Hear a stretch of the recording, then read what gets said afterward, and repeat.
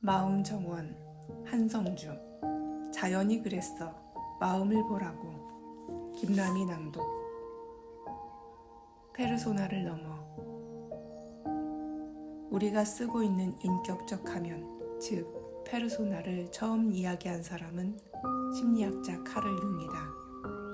분석 심리학으로 유명한 융은 인간이 사회에 적응하기 위해 터득한 사회적 역할을 페르소나라고 했다.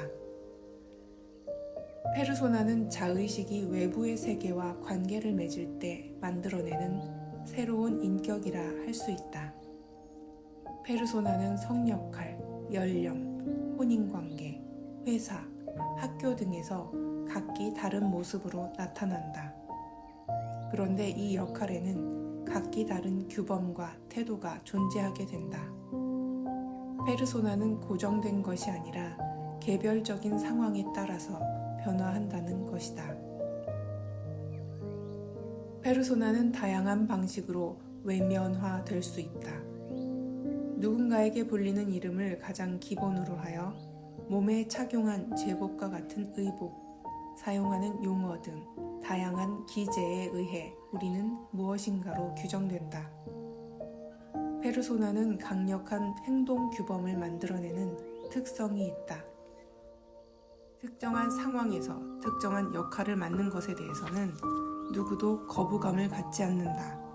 그것은 사회라는 시스템을 구동하게 하는 기본적인 톱니바퀴와 같은 역할을 하기 때문이다. 페르소나의 힘은 막강해서 때로는 삶 자체를 페르소나와 동일시하는 문제를 일으키기도 한다. 배우가 연기가 끝나고 나서도 극중 인물과 자신을 혼동하기도 하고, 갑자기 학교를 중퇴해 페르소나가 사라진 학생이 당장 뭘 해야 할지 몰라 혼동스러운 상황이 생기기도 한다. 자신의 페르소나가 무엇인지 인식조차 못하는 사람도 많다. 페르소나는 원래 그리스 배우들이 공연할 때 쓰는 가면을 가리키는 말이었다. 우리나라로 치면 탈춤 공연할 때 쓰는 탈과 같은 것이다. 늘 탈을 쓰고 생활하면 탈과 나를 분간하지 못하는 상황이 벌어진다. 외국으로 여행을 떠났을 때나 갑자기 오랫동안 근무한 회사에서 퇴직한 것처럼 그 상황에서 완전히 벗어났을 때 자신의 페르소나가 무엇인지 확연히 깨치게 되는 계기가 마련되기도 한다.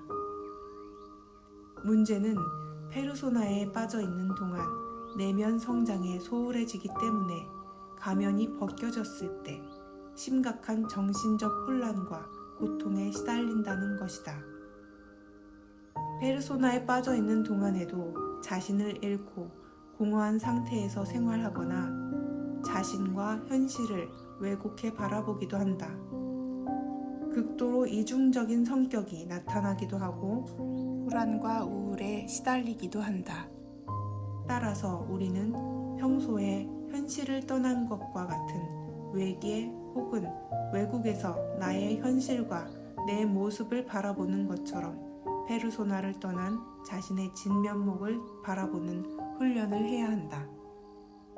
페르소나와 자신을 일치시키는 것은 그래서 사람들에게 언제든 혼돈과 상실의 괴로움을 줄 수 있다. 한국처럼 관계지향적인 사회에서는 더욱 가면과 나를 일치시키려는 경향이 강하다.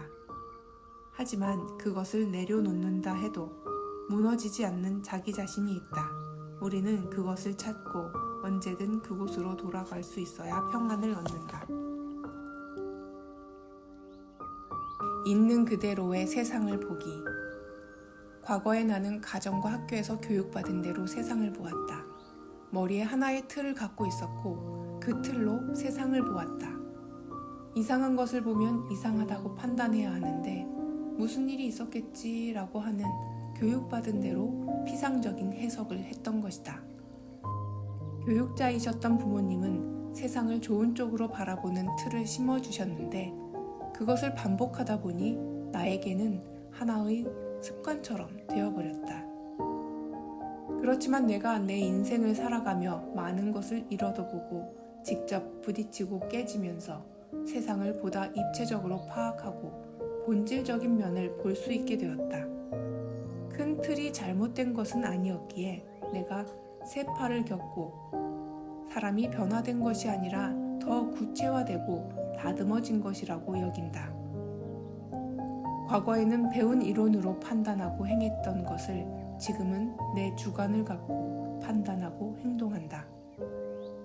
과거에는 다양한 사람들이 존재하는 것, 이런저런 사람들이 존재한다는 것을 배워서만 알고 있었다. 영화나 드라마의 배우들과 같이 표피적인 부분으로만 알고 있을 뿐 그들을 정확하게 이해하지 못했다. 그런데 이제는 실제로 그런 사람들이 존재한다는 것도 알고 또 그들이 구체적으로 어떤 방식으로 움직이는지도 안다. 나 자신이 크게 변하거나 새로워진 것도 아니고 세상도 변하지 않고 그대로인데 눈이 밝아진 것 같은 느낌이다. 내 시선으로 세상을 보는 힘이 어느 정도는 생긴 것이다. 이렇게 세상을 있는 그대로 보려면 세상을 직면하는 훈련을 해야 한다.